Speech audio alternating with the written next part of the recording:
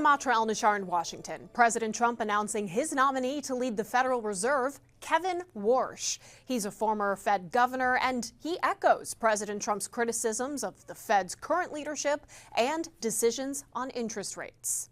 President Trump nominating Kevin Warsh to replace Federal Reserve Chair Jerome Powell, whose term ends in May. He certainly wants to cut rates. He's very smart, very good. Strong, young. The 55-year-old was one of the frontrunners for Fed chair during Trump's first administration before he ultimately nominated Powell. At 35, he became the Fed's youngest governor, serving from 2006 to 2011 during the Great Recession. Before that, he served in the George W. Bush White House as a senior advisor and on the National Economic Council. Prior to that, Warsh was an executive at Morgan Stanley. Warsh's father-in-law is billionaire Ronald Lauder, heir to Estee Lauder beauty empire, close college friends with President Trump, and GOP mega-donor. In recent years, Warsh has been a vocal critic of Powell and the Fed's rate decisions. The reason why they're not doing the right thing on rates is because of the president and those tariffs.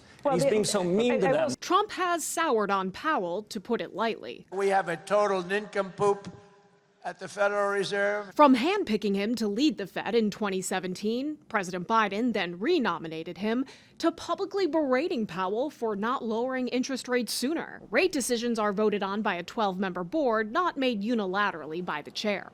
This month, things escalated when Trump's Department of Justice issued grand jury subpoenas to the Fed in its criminal investigation of Powell's testimony to Congress about an over-budget renovation of 2 Fed buildings. The threat of criminal charges is a consequence of the Federal Reserve setting interest rates based on our best assessment of what will serve the public, rather than following the preferences of the president. Warsh's nomination has to get through the Senate Banking Committee, which oversees the Fed. And Republican member Tom Tillis says he'll block Warsh and any Fed nominee until the DOJ's inquiry into Chairman Powell is fully and transparently resolved. Before Trump announced Warsh as his pick, Powell was asked what advice he has for his successor.